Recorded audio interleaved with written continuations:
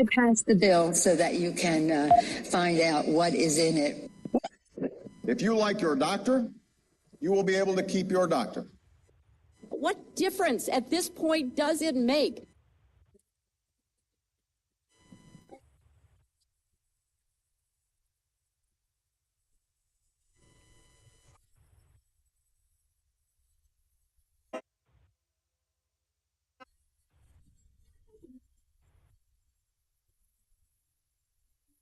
If you're looking to make sense out of what's going on in the world today, then you've come to the right place. Welcome to Southern Sense Talk Radio with your host, Annie, the Radio Chick-A-Dee, and featuring Curtis C.S. Bennett and the most interesting guests that you'll find anywhere on Internet radio. And you can join the show and let your voice be heard by dialing 917-889-3675. So sit back, relax, and remember, Southern sense is common sense.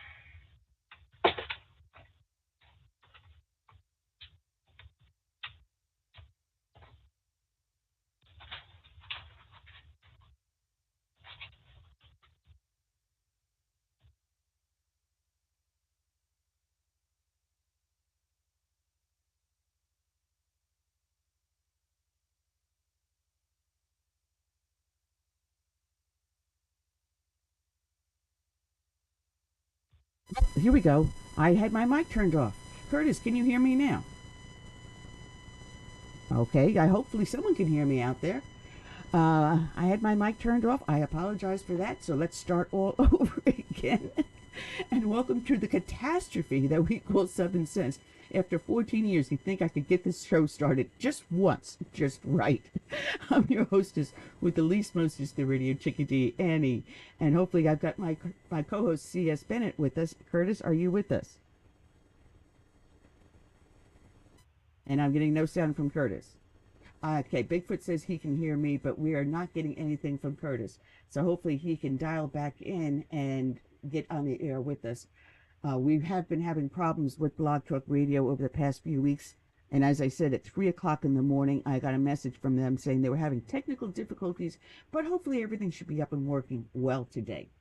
Well, we got little green men in the chat room instead of our normal avatars.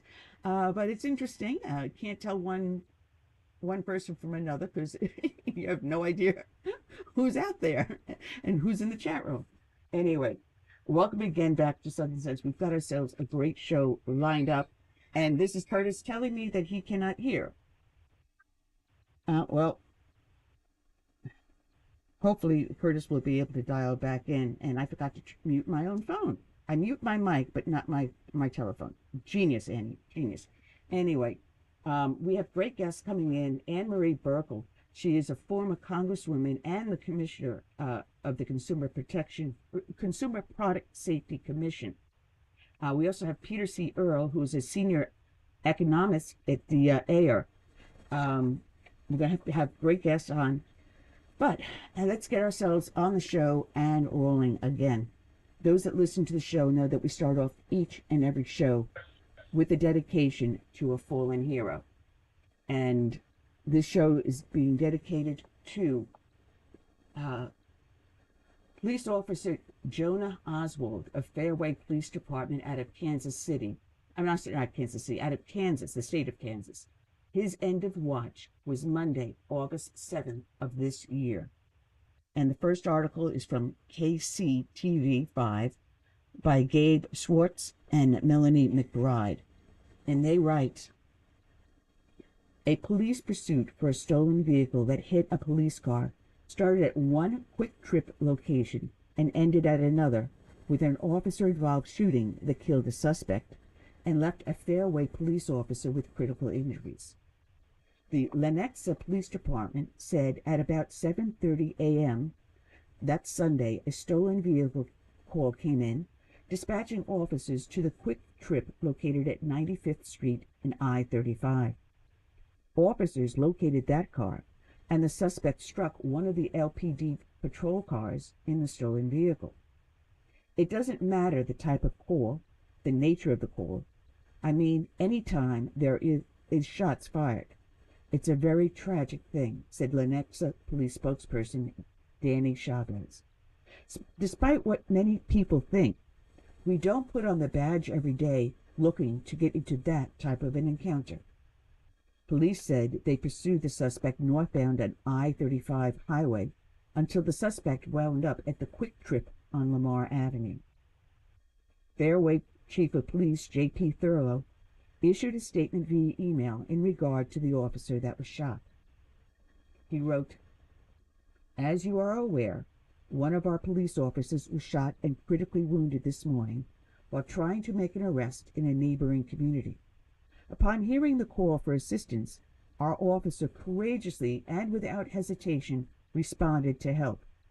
Those brave actions are reflective of the men and women in law enforcement in our community and throughout this country who put on the badge knowing the potential dangers they may face in the course of their duties. J.P. Thurlow further stated, at this time, the officer's condition remains critical. We will have more information about the officer in the coming days.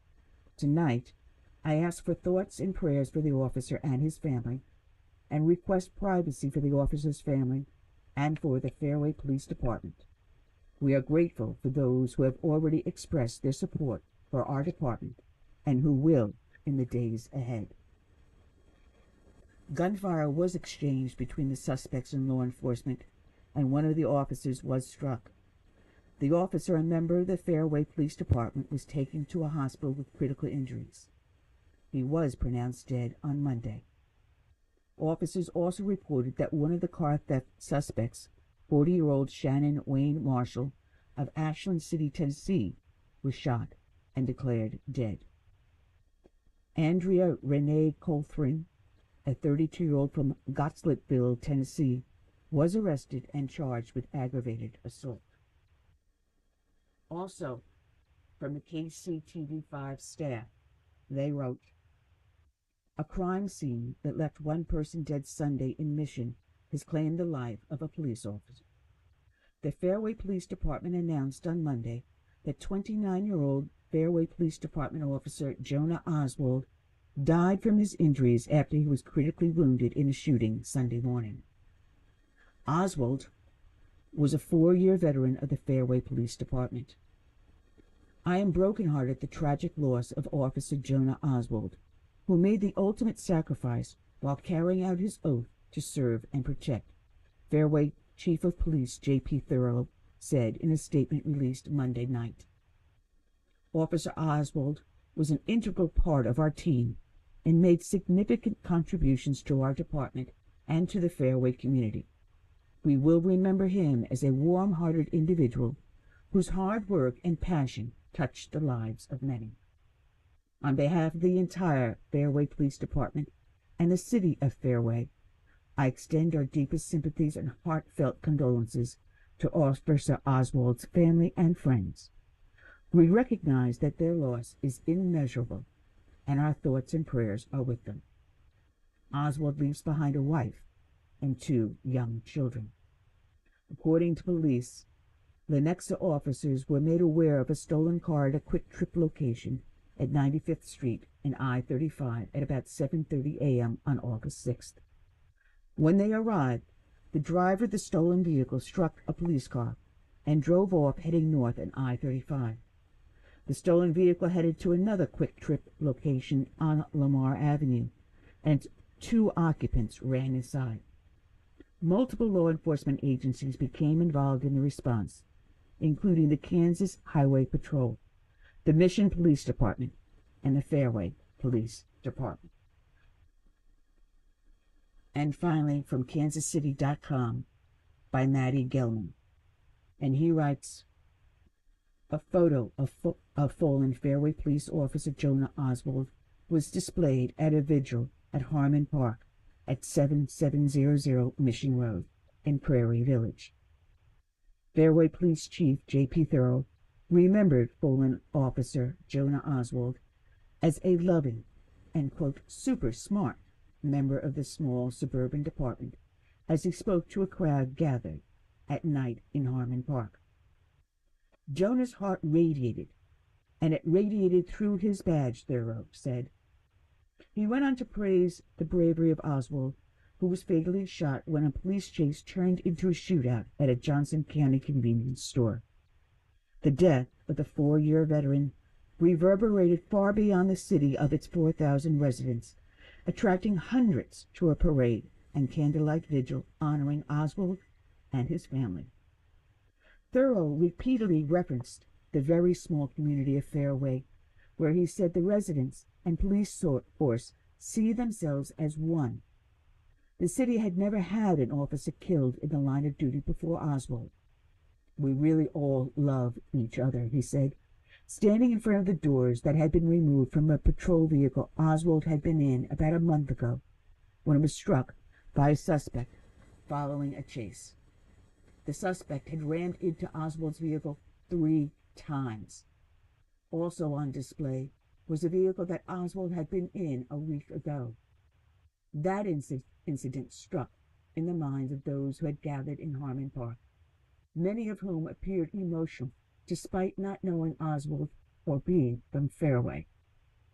Katie Salmon said, for family and friends of people in law enforcement, Oswald's death is a stark reminder of the sacrifices that come with the police career. She said, it's a calling, and so when you make that commitment, you have to just honor and love them any way that you can. She said, standing next to her husband of 20 years, a North Kansas City police officer. Her 2 children sat by her feet. They had come from the parade, which had begun near Shamrock Towers at around 7:30 p.m., and watched the stream of police vehicles that ended up at Harmon Park in Prairie Village about an hour later. Salmon said the children understood the event was commemorating an officer who had taken risks like those presented to their own father, who also drove a patrol car in the parade. They had witnessed similar events after a North Kansas City officer, Daniel Vasquez, was killed in a shooting last year. They know the risks, but they outweigh the rewards, she said, looking around at the large crowd of people bowing their heads and holding candles above their heads. It never surprises me, but it always touches me to see how many people come out for these things to support each other. Miranda Lawson struggled to hold back tears watching the procession of police and emergency vehicles with her young, curly-haired brood. She looked out at the sea of red and blue lights, clutching a picnic basket, stunned by the number of people in mourning. It's emotional, she said, wiping her tears. Really puts the job in perspective. The 5-year veteran of the University of Kansas City Medical Center Police said that while she had taken part in other parades for fallen officers, Oswald's hit close to home. Fairway is really close to KU. We have buildings out there, and we patrol as well. They're close neighbors, which makes it hard, she said. Miranda and Zachary Lawson said they were touched by the number of people attending the parade for Fairway Police Officer Jonah Oswald. It really puts the job in perspective, Miranda Lawson said, while standing with family. The children were still learning about the sacrifices that come with a career in law enforcement when Oswald was killed. She and her husband, Zachary Lawson, had purchased children's books for their kids, explaining the work of police officers and firefighters. Her son sought to understand what the parade was meant to be celebrating. She said it was not the first police funeral he had attended. He had asked me, "What was that all for?" Lawson said. After explaining that an officer had been shot and killed, she said. Her son appeared shocked. He wondered, who would do that?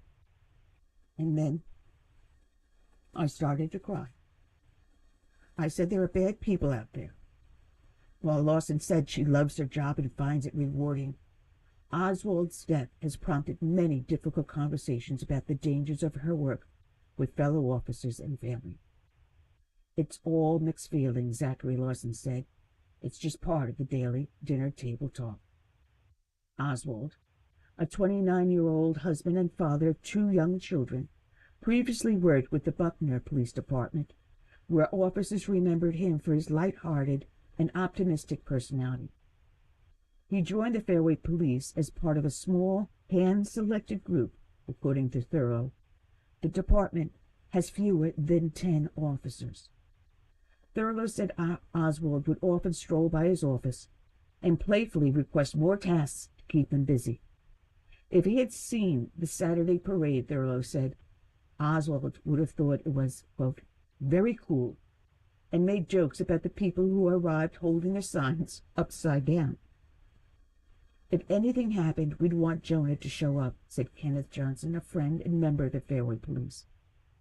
Last Sunday morning, Oswald was among the officers responding to a situation that began with a stolen vehicle report with 2 suspects, a man and a woman. The Lenexa police chased the stolen SUV, whose driver allegedly rammed a patrol vehicle, until the suspects bailed out and ran into the Mission Quick Trip. A parade of first responder vehicles left from 93rd Street and Metcalf Avenue in Overland Park that Saturday night in honor of fallen Fairway police officer Jonah Oswald. The vehicles drove through Overland Park, Mission, Fairway, and Prairie Village. The procession ended at Harmon Park in Prairie Village, where a candlelight vigil took place. A parade of first responder vehicles left from 93rd Street, where Candlelight Village took place. Today's show is dedicated to Officer Jonah Oswald. It is also dedicated to all the brave men and women out there that serve as first responders, be they law enforcement, firefighters, or emergency services. We also dedicate this show to the brave men and women that serve in our military from the birth of this nation through today and into our hopeful future. And we dedicate to them this song from Tiffany, Soul of a Nation. May God bless each and every one. Sorry, it seems like Blog Talk Radio still has problems with their equipment here. I'm unable to play the dedication song by Tiffany. So instead, let me pull this up and I can get this from Richard Lynch, We're American Proud.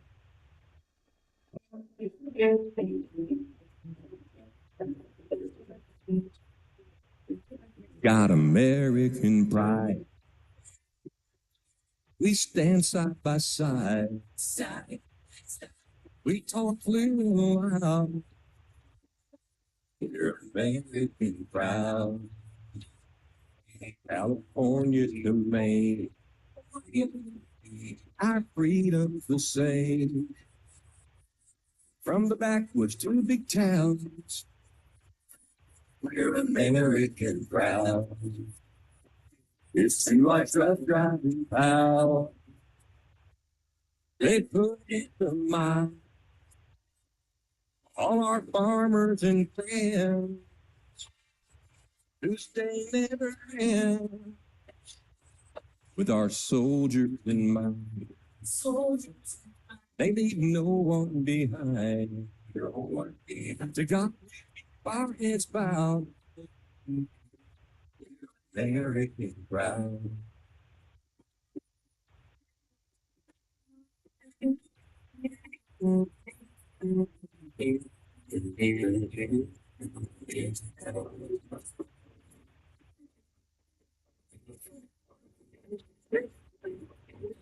Get the pride in. There's no way to the sky. No, you can't keep us down. Americans. Oh, they put in the mile. All our farmers and friends whose day never ends. With our soldiers in mind, they leave no one behind. No one. To God, we keep our heads bowed. We're American proud.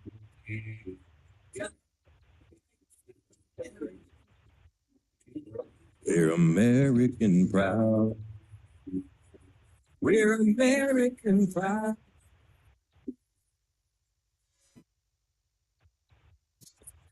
Founding fathers of our beloved nation and the growth of Christ's church share some inspiring parallels. Hello, I'm Ron Edwards. On today's page from the Edwards Notebook, consider the U.S. Founding Fathers gathered at Independence Hall on July 4th, 1776, to establish a nation that would be a beacon of hope and freedom to countless millions throughout the generations. Similarly, Christ's disciples gathered in Jerusalem to establish a church destined to take the hope of the gospel to the ends of the earth. The book of Acts accounts the bold steps of faith the apostles took via the power of Holy Spirit. God used them to establish an ever-growing community of believers that models Christian virtue and faith in this dark, sin-filled world. Just as the Founding Fathers did, those early Christians faced many brutal challenges, dangers, and stiff opposition. But by God's grace, as well as with prayer, hard work, and a steadfast reliance on Almighty, they took the truth of the gospel to Jerusalem, Judea, Samaria, and the ends of the earth.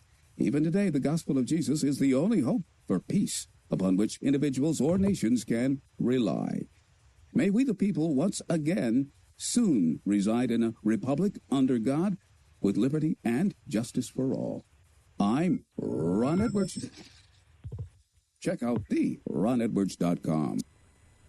And you're listening to Radio SH on Media, iTunes, Stitcher, Spreaker, YouTube, Facebook, oh, good Lord, Amazon Music, and half a dozen other places wherever I am. Curtis, are we back here? You with me today? Yes, can you hear me? Yeah, we got you now. What? All right. Can I ever, in the 14 years I've been doing this, do you think I can ever start a show off without technical difficulties? Not with BTR.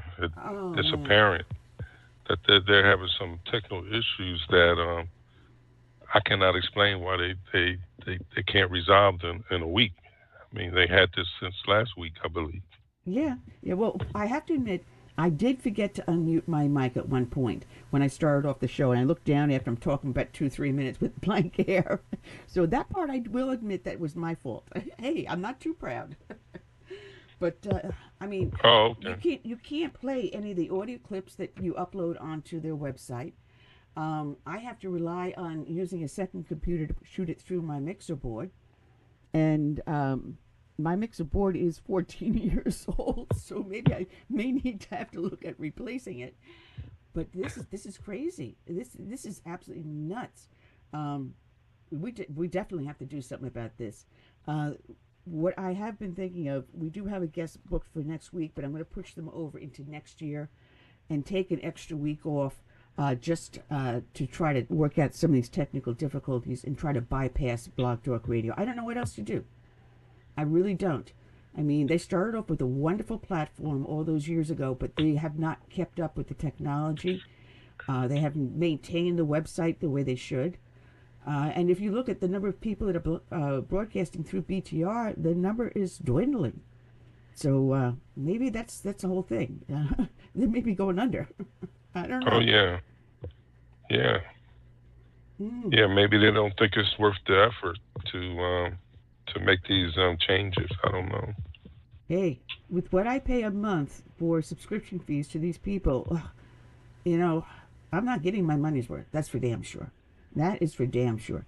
Anyway, that's right. We do have two great guests that will be calling in. Marie Buerkle, a former congresswoman from the state of New York. Believe it or not, they do have Republicans still in the state of New York. She was also, before I screw this up, because I did this already, I screwed up once before. She was the commissioner and acting chairwoman of the Consumer Product Safety Commission. And we're going to be talking to her about Obamacare and other things. And then we also have the economic professor, Peter C. Earle, who's going to be joining us. He's got a degree in economics and engineering. And catch this, from the University of Angers, which is in France, an MA in Applied Economics from the American University, an MBA in Finance, and a BS in Engineering from the United States Military Academy at West Point. Holy cow, I'm afraid to even stand in the same room with him. His brains will burn me apart. Wow. Well, maybe he can explain to me Biden economics, because a box of cereal costs, what, $5 something? That I don't understand this Biden economy. I need somebody to explain it to me, like I was 5 years old or something. Yeah. I mean, a loaf of bread, when Trump was in office, you get the store brand to the generic brand, 99 cents. Now you're paying upwards to $3 for that same loaf of bread. Gasoline. The week before the election, I filled my car up at $1.89 a gallon. And you're lucky if you get it at $2.89 a gallon. It is absolutely insane. But we'll be talking to Peter Earle about the economics. In the interim, we've got Obamacare, and I do hope that this is our guest. Am I speaking to Anne-Marie? Yes, you are. It's Marie Buerkle. Well, Anne-Marie, I have to say thank you very much. You spell your name correctly, because that's how I spelled my name. So, Anne-Marie, welcome to Anne-Marie. Clean and neat. We should be able to remember. We should be able to remember each other's names. Yes, absolutely. Absolutely. I was surprised to see that you are a congresswoman from New York, and I fled New York back on Super Bowl Sunday 2001, just before Hillary Clinton was sworn in as your senator. I am now in the state of South Carolina, the red state of South Carolina. You are a very smart, wise woman. But what has happened to my native New York? You used to know, you went out to Long Island, and it was the hotbed of Republicanism.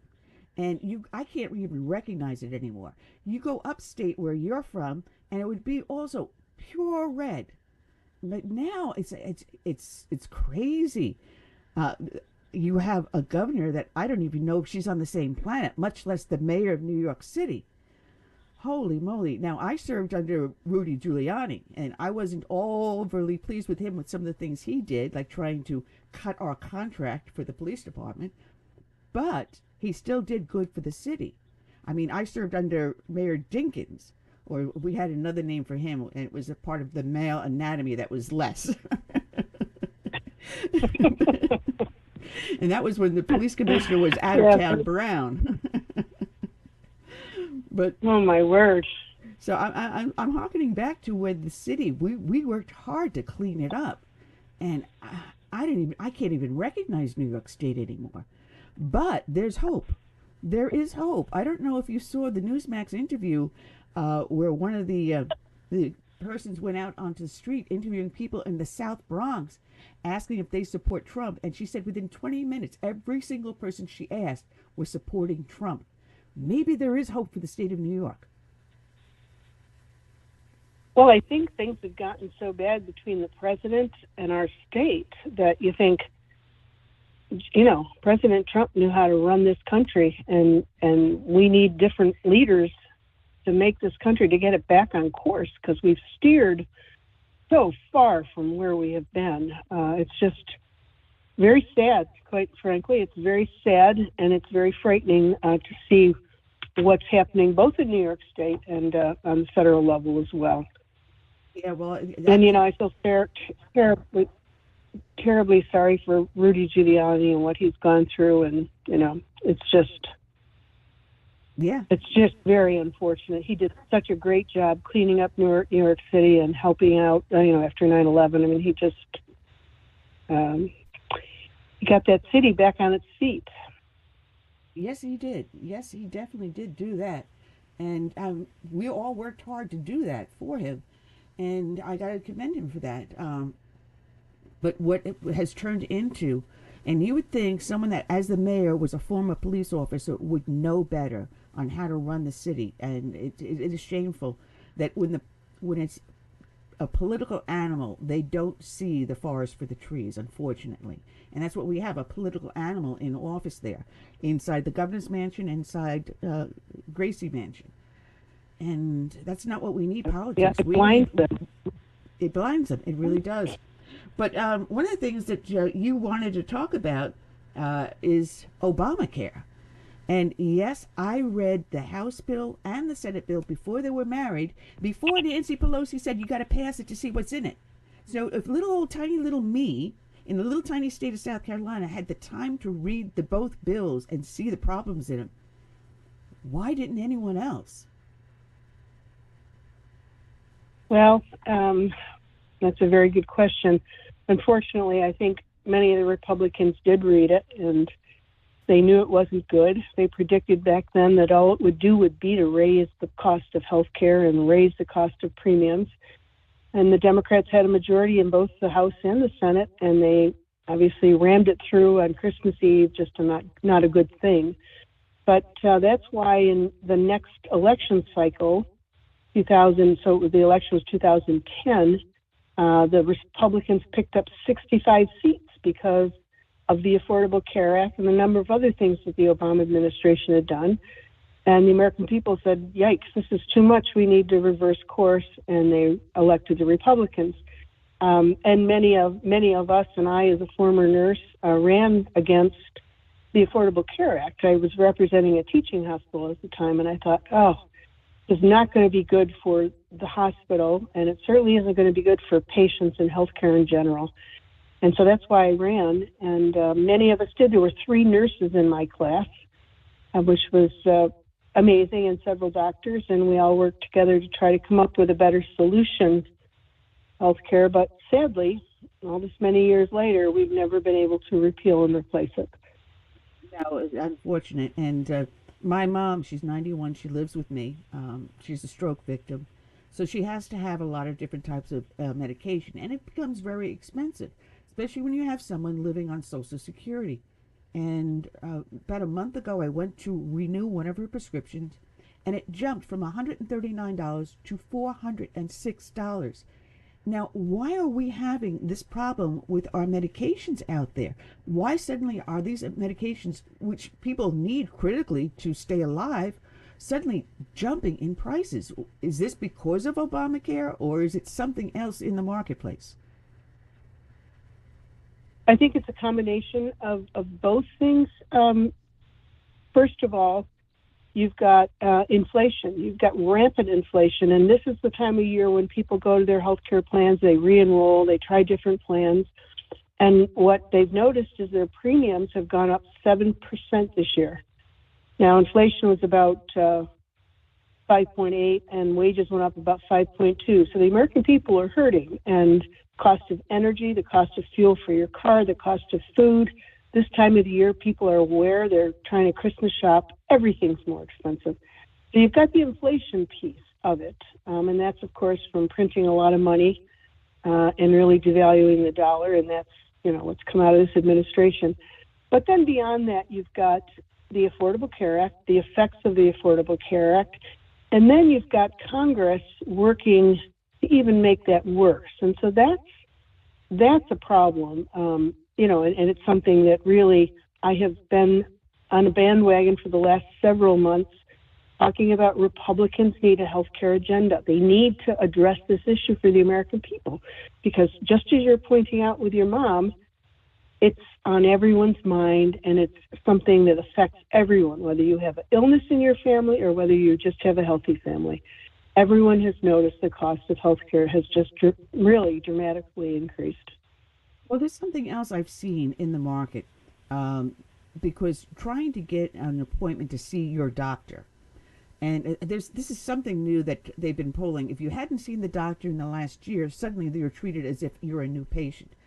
But I even had someone say, well, you haven't seen him in the last 3 years. And I said, you're maybe about a week off, but I have seen him in the last. No, you're treated as a new patient. And this is really a new phenomenon that I've been seeing, but it happens to go on with a lot of doctors that are now affiliated with the hospital. And I'm seeing the hospitals are scooping up all these practices. And now to try to even get in to see your doctor, instead you're shoveled over to a nurse practitioner or a technician, and you rarely see a doctor anymore. This is a new phenomenon I've been seeing. Yeah, well, and I great point. And I think part of that is the results of the Affordable Care Act again.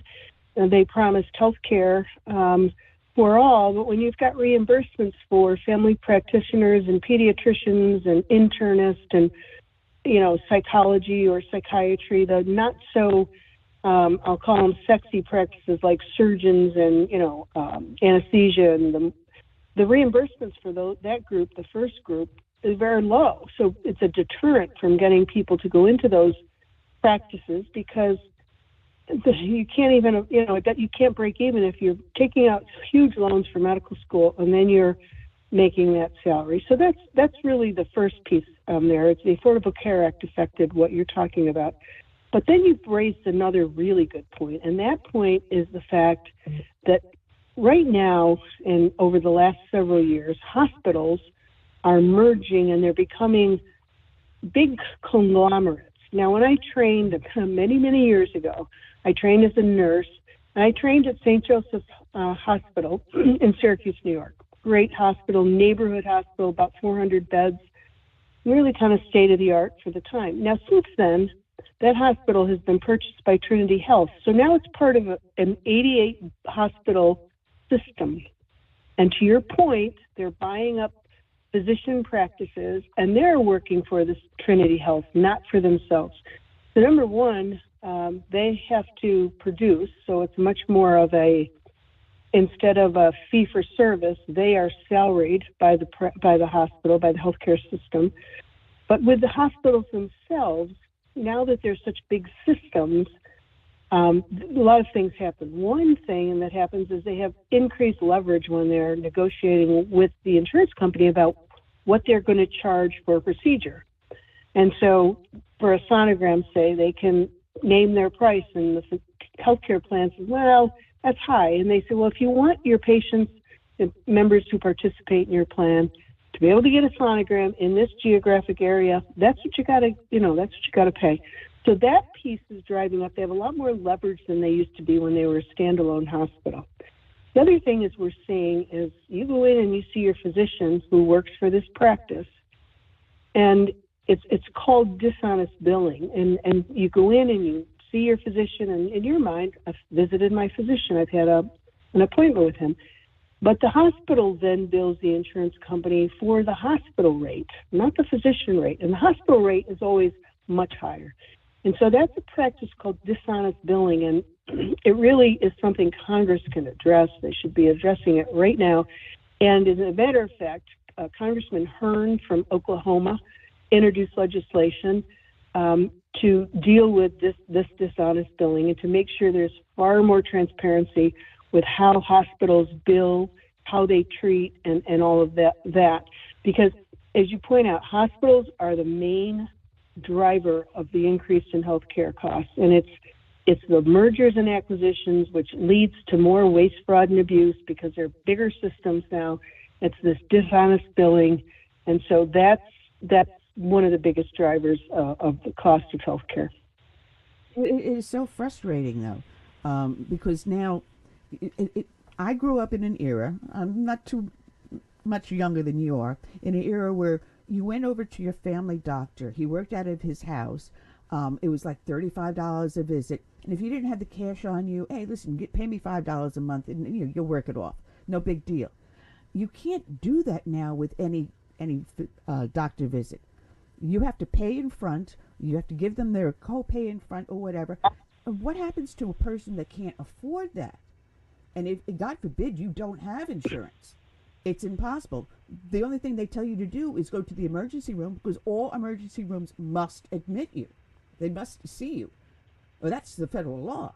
However, you're assigning the emergency room to act as if they're the family doctor now, which makes it harder for real emergency cases to get the priority they truly need. They have fouled this system so badly up. I don't know if we ever really can recover, can we? Well, that's a good question. I think nothing is not salvageable, but it really, first of all, healthcare has become so incredibly complicated from the days when you would go to or they would make house calls, or you'd go to the physician's office, which happened to be on the other side of his house, and it's just become so incredibly complicated and a very big business, right? And really a substantial part of the economy and the GDP. So, it's just so much different than it used to be, and it is something that, again, these hospital mergers are not helping, and they really need to be looked at. And there needs to be a lot more transparency with hospital billing. And to your point about emergency rooms, and now we're seeing it with this huge influx of illegal immigrants. You cannot be turned away. There's a federal law called EMTALA, which is the emergency room treatment law, and if you go to an emergency room, you must be seen.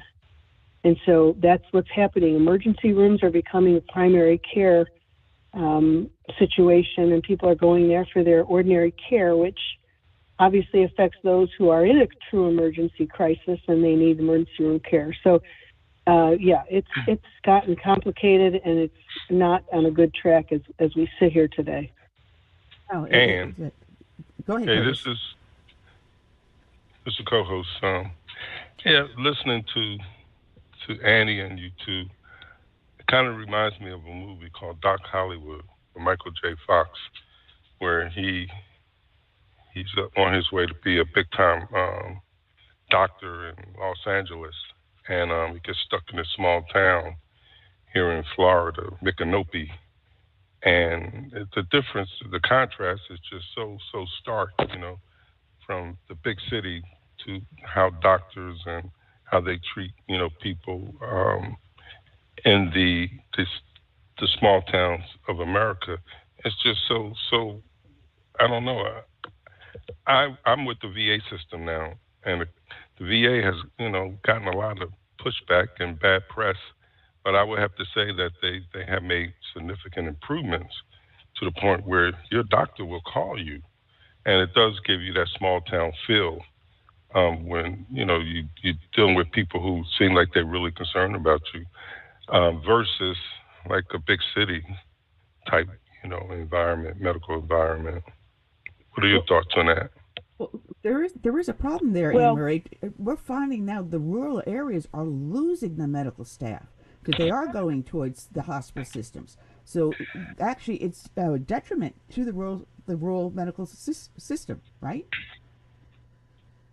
Yeah. Oh, no question. I want to just comment on the VA system. And first of all, thank you for your service. If you qualify for the VA services, you've served in some way. Thank you. But President Trump really prioritized veteran health care, and he thought it was just that important, and put in the provision that if he couldn't be seen at a VA healthcare facility soon enough, you could make your own appointment out in the private sector.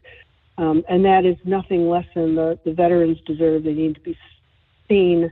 And actually, when I was in Congress on the Veteran Affairs Committee, I was the chairman of the subcommittee on health. And,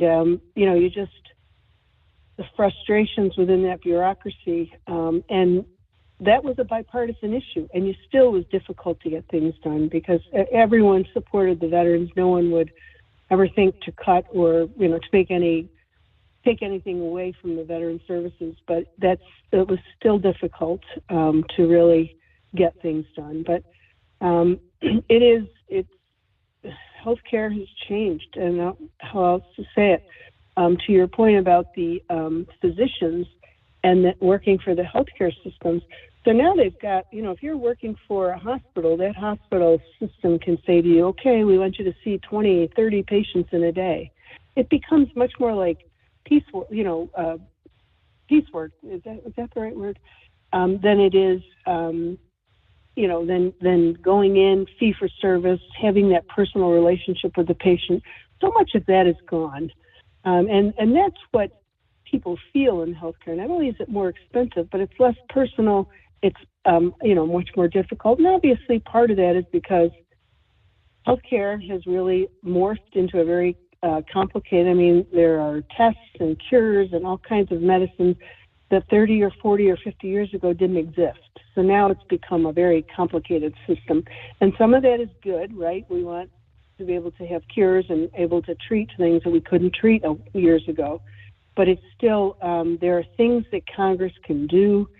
They really to help address these issues. And as I say, hospitals are the biggest driver of healthcare costs.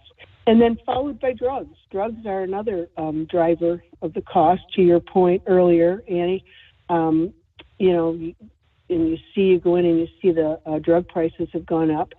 Well, again, there's a lot of things that could be done. Senator Lee introduced legislation, and it is to get rid of some of the red tape. So if there is a name brand drug, and then there is a generic or a bioidentical that does the exact same thing as that drug, name brand drug, his bill would reduce the red tape to get that generic or bioidentical drug approved. And that would significantly lower the cost of drugs because now you've got not all name brand, but you've got some generics and some bioidenticals in the marketplace. What we see is when the government gets involved, they don't encourage free market principles. They don't push competition. They go in with their fiats and their rules and regulations and say, this is the way it's going to be. And unfortunately, it's always the patient that gets hurt in those decisions. And where we started this conversation was with the Affordable Care Act. And we've seen that it's has only increased the cost of healthcare premiums. And now some of what they're offering in the House and in the Senate is what we like to say it's the Affordable Care Act for drugs. They want to, they're working against what's called a pharmacy benefit manager, which are PBMs. They're making, they want to keep the drugs as expensive and looking at things like capping insulin, which really won't work. But those things don't really lower the costs of healthcare or drugs. It increases because you always need the free market. When there's competition, companies will, battle it out in the marketplace, and the consumer will make the decision, and they'll go with what's cheapest and what's best. And that's what the government never does. Absolutely, absolutely. But there's a whole big, long set of red tape and expense to develop a new drug. There really is no real true encouragement to develop new technologies, new therapies in medicine. Because it's so expensive to do it. And when they do come out with something onto the market, it takes them a long time to recoup their costs. That's one of the major problems, getting through the red tape. And I've had a couple of doctors, when Obamacare was passed, they said, well, they're going to hang up their shingle and go fishing because the amount of paperwork that they have to produce, it takes one solid day just to do the paperwork. Now, who can afford to run a practice and then tie up your staff one full day in just processing the paperwork? They have made it so prohibitive for a doctor to work independently that they're actually forcing them into these hospital conglomerates. No, you're absolutely right. And one of the biggest things with the Affordable Care Act were the electronic medical records. And many sole practitioners said, that's just way too expensive. I just cannot, I can't absorb that cost, nor do I want to as a sole practitioner. How can I learn the system, and then incorporate it? If you've got a big practice handling that, it's just a lot easier. And so the electronic medical records were a big driver in why so many physicians left their rural practices, left their sole practices, and then went and joined a hospital organization. And again, that's where you lose that personal touch. Not with all physicians, some are able to maintain the personal relationships, and I think most physicians do care. But now so much of it centers around the bottom line and the dollar amount, right? And so it's problematic. But let me just interject this, because we're talking about health care and how much I have really begged the Republican Party to get a health care agenda. And as you saw last week, President Trump came out and he said the same thing, that we really do need a health care agenda as Republicans, not because politically it is the right thing to do, but it's the right thing to do anywhere, because American people are concerned about the cost of health care and concerned about the availability of health care. And so if the Republicans were smart, they would start to do some of the things we've talked about. In the Senate, you've got Bernie Sanders, Sanders is the chair of the Health Committee. Now, the Health Committee is what decides what the health care policy is going to be coming out of the Senate. And you got a lot of Republicans joining with Bernie Sanders. Now, Bernie Sanders is he's very honest about it. He wants to get to a single-payer health care system. He doesn't make any bones about it. So why would a Republican follow his lead on anything? And that is a great concern to me. Yeah, absolutely. Absolutely great concern. Hence the term rhino. But then again, you are a Tea Party person. And I got to tell you, since 2009, I have still continued to run our Tea Party here. So, hey, we're still around. As grizzly bears. Is that right? Oh, my God. Yeah, yep. There were a lot of us, I didn't even know at the time and was not a part of any formal Tea Party group, but it was just a lot of people that year that were so concerned that President Obama and his Democratic majorities in the House and the Senate just went full speed ahead, bailing out automobile makers and bailing out banks and the Affordable Care Act, so many things, and the pendulum swung the other way. Now the Republicans really have to produce this time around, and I am hoping that they will have a serious healthcare agenda, that they will look to see how you can really interject more free market competition and free market thinking into healthcare and keep it out of the hands of government. I think government is the least efficient, the least effective, and the most expensive route, no matter what it is. Even if it's a decent program. Look at the post office. I mean, it's just not equipped. It has some roles, but the roles are national security and national defense. That's what they need to focus on. But they have really forayed into many, many other areas where they really don't have any business doing. Exactly. Let the free market, govern what is out there, and get government off of our backs and let the free market speak. And one of the things you talk about is the certificate of need, and very few people understand what that is. Here in South Carolina, we're attempting to eliminate it. I don't know if we have succeeded yet, but this was a big concern because we had a hospital open up nearby, and they're saying certificate of need. And I think we finally put that to the wayside. But what is a certificate of need so people understand what we're talking about? So the government will make the decision whether or not that area needs the hospital, needs that facility. And that is one of the things that Nikki Haley raised in one of her debates. But quite frankly, healthcare hasn't been discussed at any of those debates. But she did mention about eliminating that, and I think that's a very good place to start. Again, getting the government and the bureaucracy decision making out of it. And it just works better. Everything works better when government steps aside. You'd be amazed. Pretty simple. Yeah. Geez, don't have to pay our taxes anymore because we won't have government stepping in there saying we need money for this program or that program. No. We can take care of it on our own. And that's the problem. We have made a society so dependent upon government that our Americans are starting to forget how it is to be independent, self-sufficient. And how do we get ourselves back to what our founding fathers foresaw for our future? No, that's such a great point. And that's part of the, I'll say, the psychology of this administration. We can forgive student debt if we can provide this or that or a subsidy on these cars or whatever it is.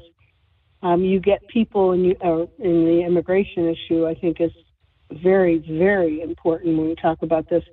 But you get people hooked on the government. And it's very difficult to then take that benefit away. I mean, wasn't it Ronald Reagan who said, you can't ever get rid of a government program? And, there's something to be said about that. You get people hooked and hooked maybe or dependent, but it's more they get used to.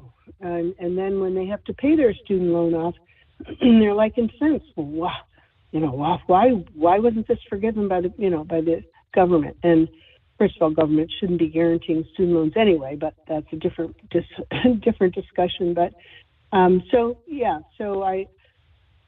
it's this psychology where you get people used to. I think that's a better way to say it. Used to the government taking care of them, and then it's very difficult to rip that away. But that's what we're seeing out of this administration. I think about my grandparents. All four of them came to this country from Italy. And they came through Ellis Island, and they came and they lived in upstate New York. And I can remember my father saying how poor they were, but they were laborers. But to take a nickel from the government would have been like the sign of defeat. It was like, we didn't come here for that. We came here to have a bite of the American dream. And my father's first generation, and he works... and when I think about it now, he just worked all the time to try to get his kids and get them more opportunities and more than he ever had. And I mean, that's what America's about, hoping that the next generation does better than we do. But we've got problems. I mean, I think what's going on in our school systems is a big part of that problem, in that the kids are getting indoctrinated as to what the role of government is. And, so many skewed values, so many crazy things they're learning, that then, that's difficult to reverse. But we've got to start, and we've got to try to do that. And I think that's why so many people, if they can afford it, will take their kids out of public school and put them into a private school. And why school vouchers would be so wonderful. Everyone can choose where they want to send their kids to school. Absolutely. We have so much more. We've got to definitely have you come back on, and come back on often, because you and I think exactly alike. And a matter of fact, I am only second generation American. My grandparents came from Italy and Germany. And again, you're right. It was unthinkable to accept a single dime from the government. Matter of fact, when I married my first husband, he made a comment that, we don't have enough money, so we can get ourselves food stamps. And I'm like, no, I will dig ditches before I take a penny from the government. And I did not. Never. Yeah. But Ann, I want to thank you for joining us, and I want to wish you a very Merry Christmas and Happy New Year. And definitely, we have to get you back on. And like I said, often. You are a breath of fresh air. Thank you. I would love to come back, and Merry Christmas and Happy New Year to the both of you as well. Thanks so much for all you do. You're welcome. And you spelled your name correctly. It's Anne Marie spelled correct. God bless. Correct. Thank you so much. Merry Christmas. All right. You can catch Bye-bye. Anne Marie up on Twitter, X, as it's now called, and there's a link there in the chat, not the chat, the show description. that people can click on and read her articles and learn more about her and follow her on X. Want to welcome to the show, and I hope I do have the proper person on the phone here, Peter C. Earle. Good afternoon, Peter. How are you today? Good. How are you? I am having fun today. If I can get past the technical difficulties, this company that we borrow time from on air could ever get their act together. Oh my! Right. Talk about economics. I'm getting the short end of the stick on this one.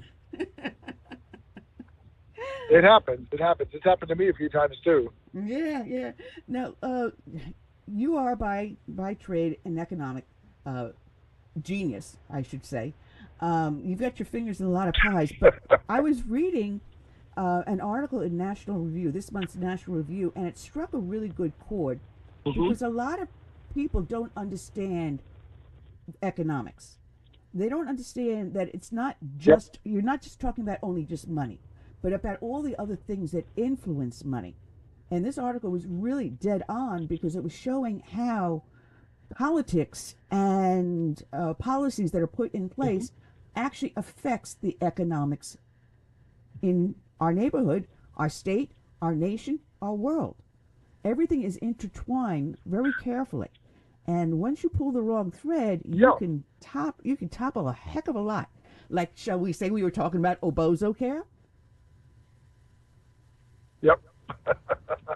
Yeah. So I mean, anywhere where you have circumstances where policies can affect people's not just how they use resources, but how they view resources and how they determine their uses, you're going to have economic consequences. So I mean, you can apply economics vastly beyond financial markets. You can look at the incentives that people face.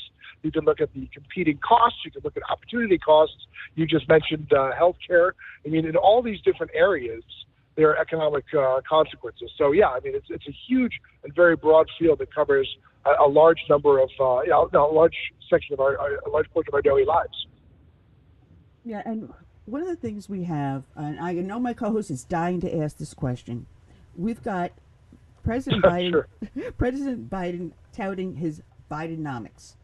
Curtis, you want to ask the question, or shall I? Well, my question is this.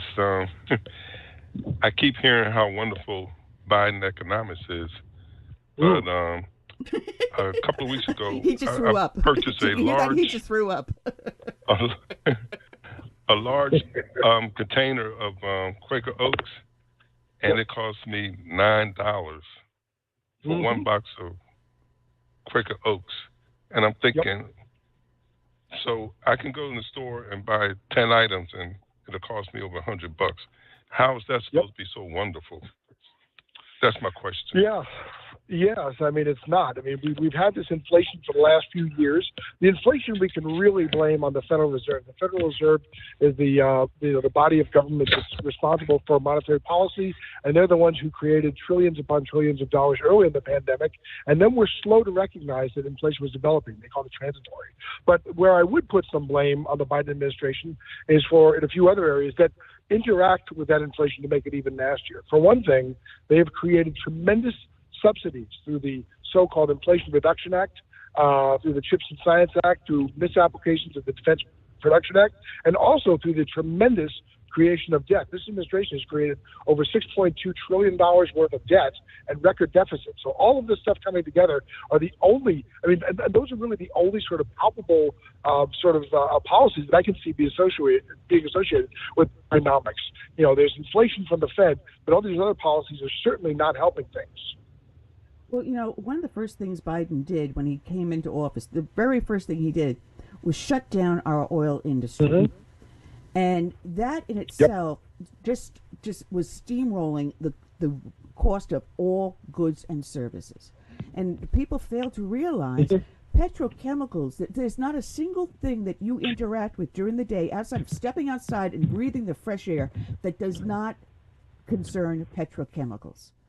From the fertilizer on your lawn to your makeup, your soap, the container your milk comes in, the vehicles you drive, the wiring, you name it, it requires petrochemicals. And we cannot survive this nation without the petrochemicals. So what do? you turn around and you close down the one industry that would help lower the cost of everything across the board. Yep. So that's a consequence of being driven by ideology instead of by economics. I mean, there are certainly some technologies out there in the very, very long run, once more efficient, markets are found and once resources are found in ways to make them cost effective, that could be used. But to just basically say overnight that we're going to turn off, the hydrocarbons and the petrochemical industries in favor of these other things, and then support them by either, creating debt or by subsidies is, that's really, really a disservice to any citizen and any firm, that uses these resources every day. I mean, like I said, a day will come when some of these things, some of these green resources, some of these green, ways of doing business will be effective, but it's a long ways away. And to shut it off overnight, it just creates more problems, as we saw for the last 2 years. Yeah, and if Curtis is talking about $9 for a box of Quaker Oats, I always use the example of a loaf of bread. You used to get the generic white bread in the store at 99 cents 1 week before Trump lost the election, and then the following week it jumps through the roof. You're now paying $3 for that same loaf of bread, 3 times the amount. Nothing else has changed. It hasn't. The chemicals in it haven't changed. The manufacturing of it hasn't changed. Nothing has changed, but the cost to produce it because of the cost of the chemicals, the petrochemicals, whatever you want to call them. Without that, if we just simply open back up the oil market, make ourselves self-sufficient like we were, we can go back down to $1.89 for gas, not $2.89 that I just put in my tank. Yeah, I mean, so that's the thing is that when you have a rise in some of these commodity costs like oil and gas, you're not only affecting the machines that make goods and services, but also you're affecting transportation. The cost of transporting these things. You're affecting the cost of developing the technology. There are fuel costs that go into creating semiconductors and all that stuff. So you're really getting what's happening is you're really when you make some of these commodities more costly, you're hitting the cost of final goods at many different spots along the supply chain, along the production line, the term structure production. So it's something where we really should allow the market instead of ideology to dictate the production of these goods and services. Well, don't get me started on organic food, because you can't produce the organic food without having the petrochemicals, because you have to package the seeds in something. You have to use some sort of a machine to plant the seeds. So no matter what, you can quote as organic as you want. You still are using petrochemicals. So there. But the other thing to get me started on, no one's talking about this. They haven't talked about this in about 10 years. Quantitative easing. Why is it no one's talking about that when we're still undergoing it? Well, the thing is that with the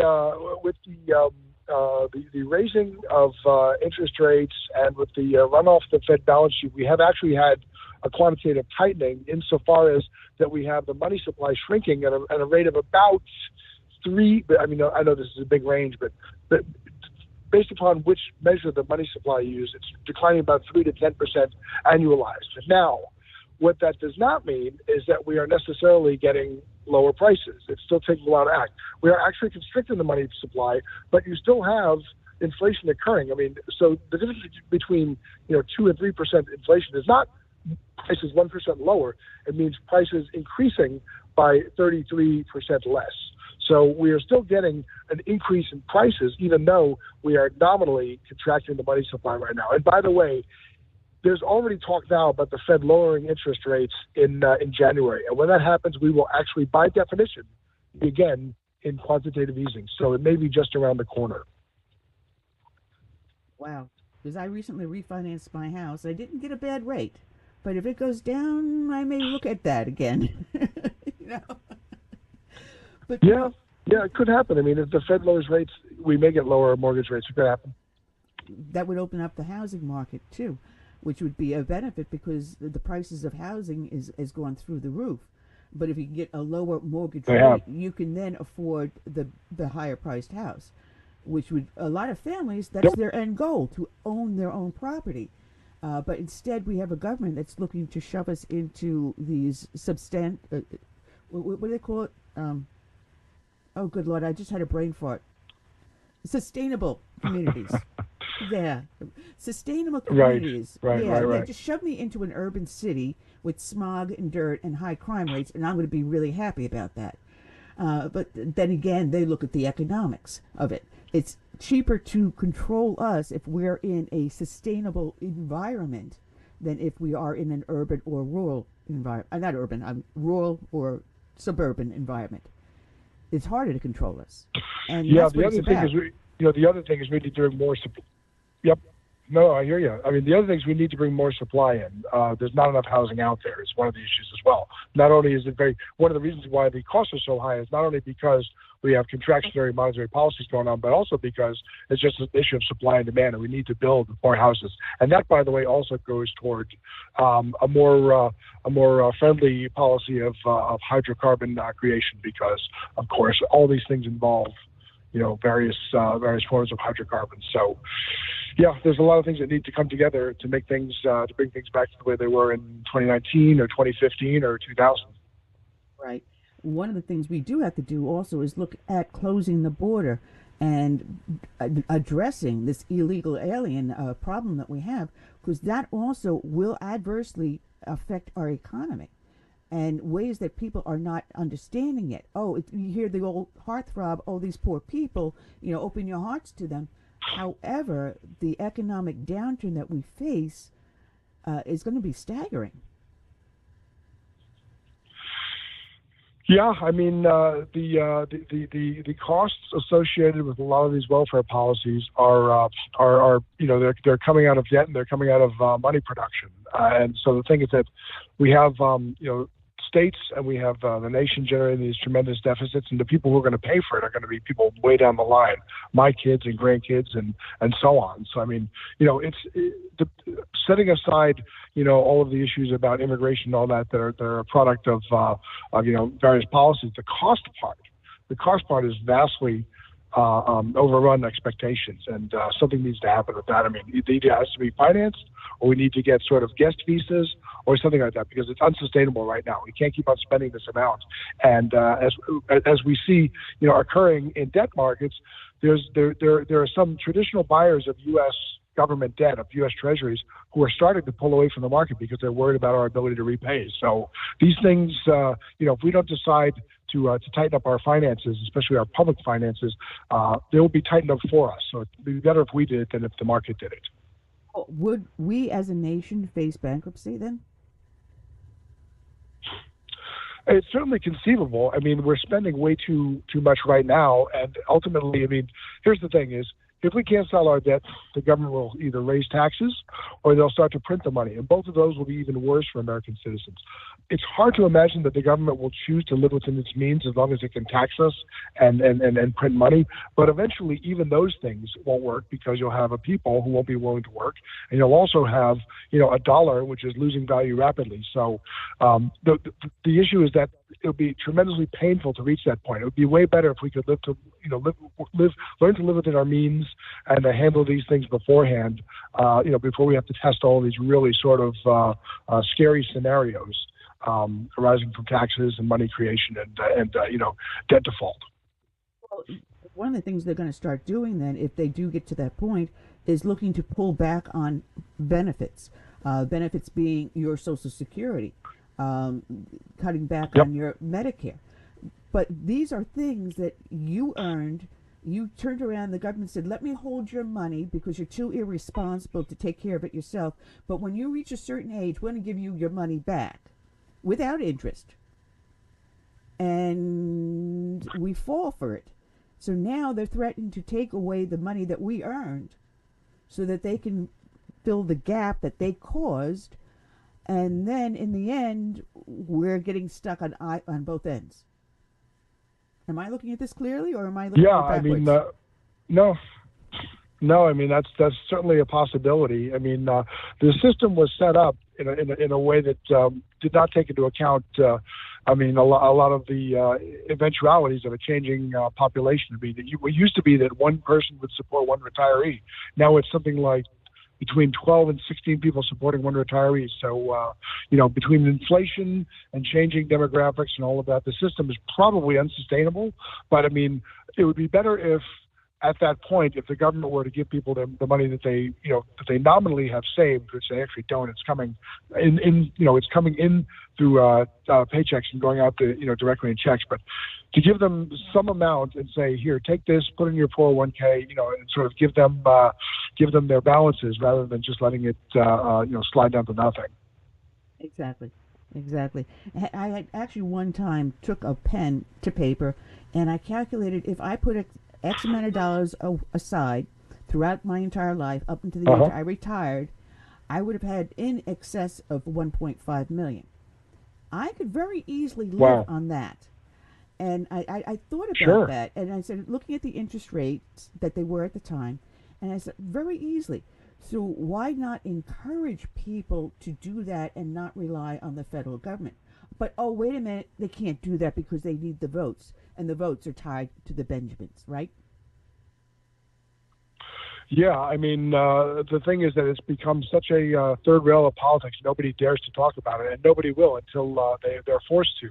The other thing is that the original theory behind Social Security was that you needed to get people out of the workforce at a certain age to make room for young people coming in. But we know that's not true. We've seen, as technology evolves and as the economy matures and as, we grow in the amount of things that we produce, that we have new jobs being created all the time. If you make as friendly an environment as possible for small business people and entrepreneurs, you'll never have to worry about making space for people entering the workforce. And by the way, why would we ever want to kick people out of the workforce at age 65 or 70 just when they have that amount of experience? So not only is it just bad math, it's also just bad ideology and bad economics. Yeah, I mean, young is good, old is not, so goodbye and go into your retirement home. We don't want to hear from you anymore. Right. Yet you have all this knowledge and experience that is out there with us that they are losing. So now you're trying to train someone to do a job that takes you weeks or months to even train this person when someone could have done it in 5 minutes. And that is so frustrating. Yep. I'm not a fast food person.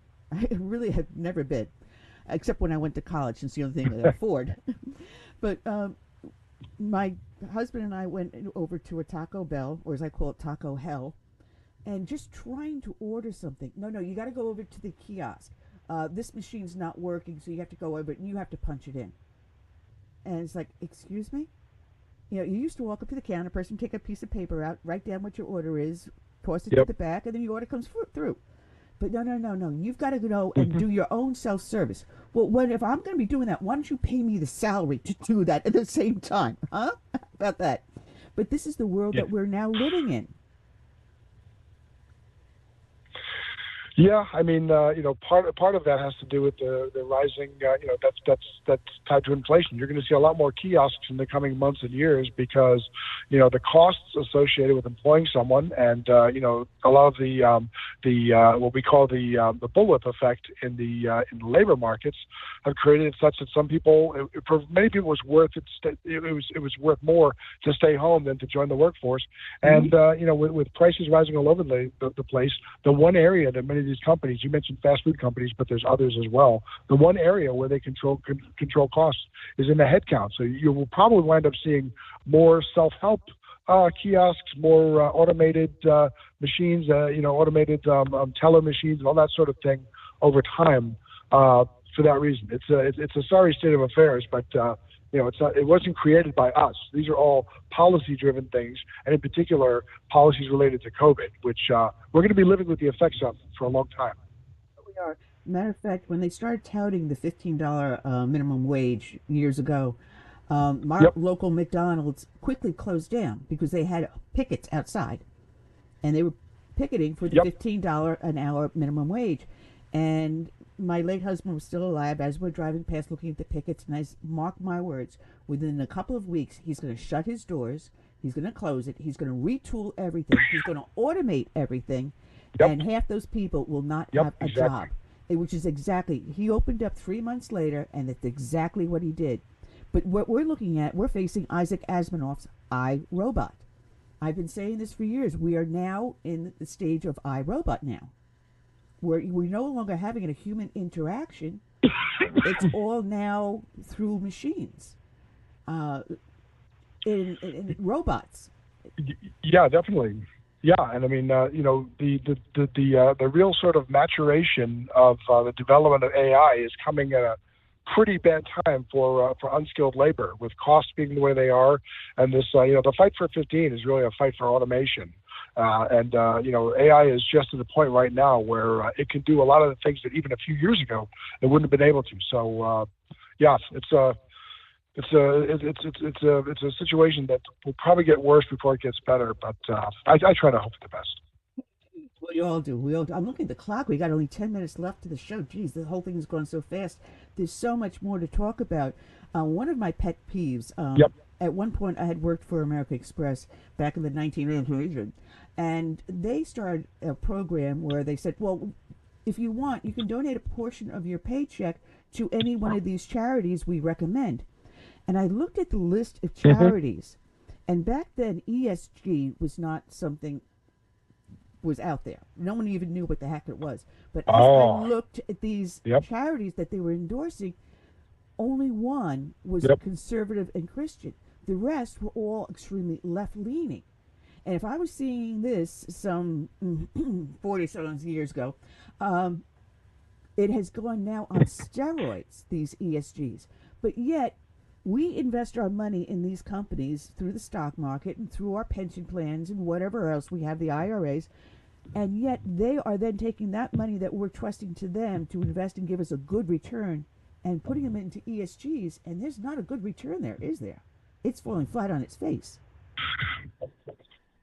No, and as a matter of fact, by broadening, the things which a company is supposed to focus on beyond just the profit, to all these different social causes and environmental causes and all that, they're really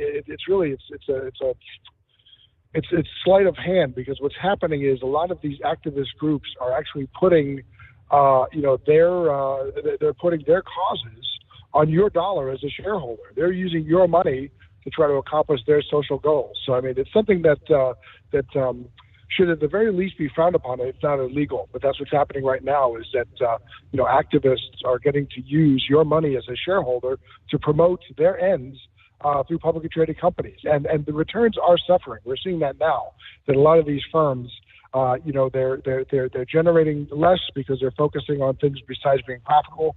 And it's something that I think with interest rates higher now, having gone from 0.5 or whatever to 5.5% over the last 2.5 years, I think now there's going to be something of a reckoning, because when interest rates were near zero, it was easy to pay for a lot of different things and to sort of spread one's interest out. But now with higher interest rates, companies are finding it hard to be all things to all people. And as share prices fall, as they're starting to in many cases because of this, shareholders are going to take notice and probably take action.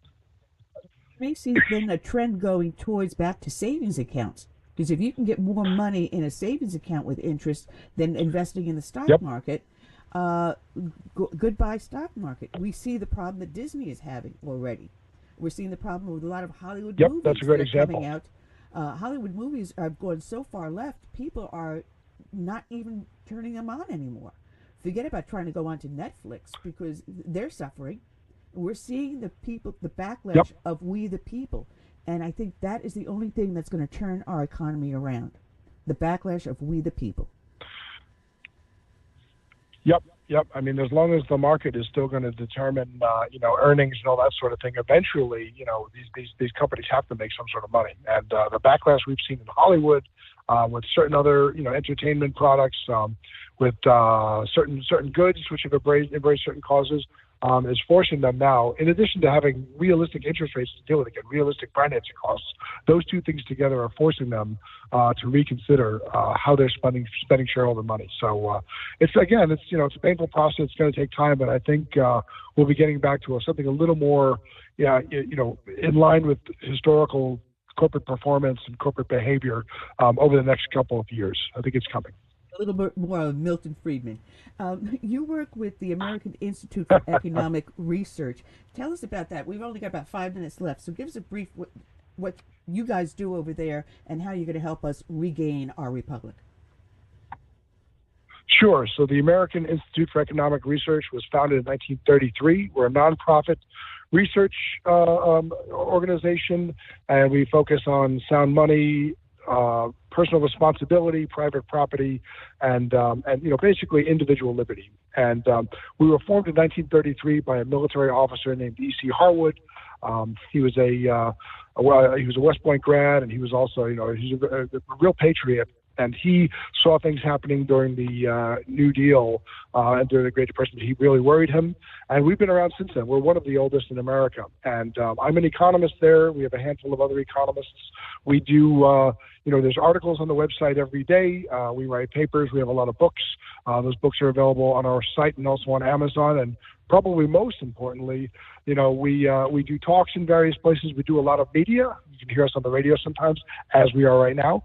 And we're one of the last groups that really hasn't been to a lot of pressure about in terms of changing our orientation and our basically our ideological stance. We've been pretty much the same for the last 90 years, and there's no reason for us to change. We like to be sort of principled in that regard. Fantastic. And you do have a book out there dealing with the coronavirus and the economic crisis. And as a matter of fact, it's up on the show page that people can click on AIER and go to that website. And if they're watching the video, they can see that the book and title and go to Amazon and pick up your book there too. Yep. Yeah, I wrote and edited 5 books on the coronavirus, as well as a book on the gold standard and a bunch of others in which I have I've written chapters and all that stuff. So there's a lot of great stuff on the AIR site, and stop by the site, read our articles. If you like what we say, donate money, all that stuff. Yeah, and I always say to the gold standard, thank you very much, Tricky Dicky. Yeah, and then again, he opened up China Exactly. He opened up China to our business, which now they stole everything we've ever created. So again, thank you very much, Tricky Dicky. I'm sorry. First person I voted for was Ronald Reagan. So you know where I stand. Oh, yeah? Yeah. Yes. And that was the first time when he didn't win. Anyway, I want to thank you for joining with us. And I want to wish you a very, very Merry Christmas and a prosperous New Year. And let's fight to regain this republic. And you guys are at the forefront. And economics can be sexy if they only learn about them. Absolutely, it's a great tool to have to analyze events. And Merry Christmas and Happy New Year to you and all your listeners. And talk to you again soon. And thank you. All right, check out Peter C. Earle at AIER. All right. And that's all we got here for now, Curtis. We're down to our last 2.5 minutes, and I'm getting ready to sign us off. I just want to remind everyone, I probably will take off next Friday, just so that I can get some of these technical difficulties ironed out and make sure it's not my mixer board that's acting up, that it is BTR. And we will see you on the flip side next year. And I wanted to add that, hello to those in the chat room. I wasn't able to get in there today, so I wasn't ignoring you. I want to say thank you to everyone that did join us in the chat rooms up on Facebook, YouTube. There was a problem with my homepage. I have to get a hold of the guy that did the programming on it and find out what's going on there. So it did not broadcast on my page today, unfortunately, but we'll get it back up. So until then, I say good night and God bless.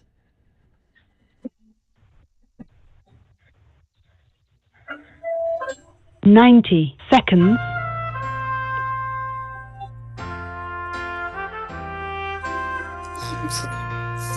I'm praying for this land I love. America, America, the home of the free. But there are people making plans to change America. They've no respect for her. 60 seconds. Who it matters most to me. That's why I stand for the flag and I kneel at the cross. Mourn for the friends I have loved and lost. And I still believe with God we trust, and the freedom I fought for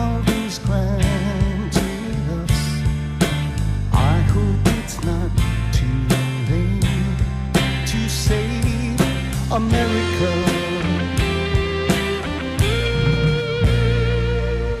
Do you hear our battle cry across America? 10 seconds. We've got to rescue her. You know it's up to me and you to see the truth behind their eyes. Don't change America. God bless America and the red, white, and blue. That's why I stand for the flag and I kneel at the cross. Long for the friends I have loved and lost. And I still believe in God we trust. And the freedom our forefathers granted us. I hope it's not too late to save America.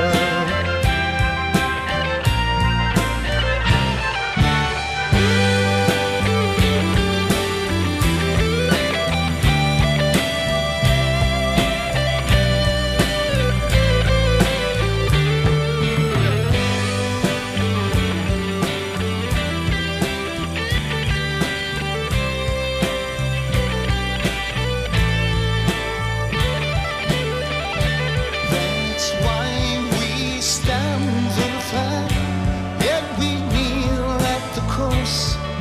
Long for the friends we have loved and lost, and we still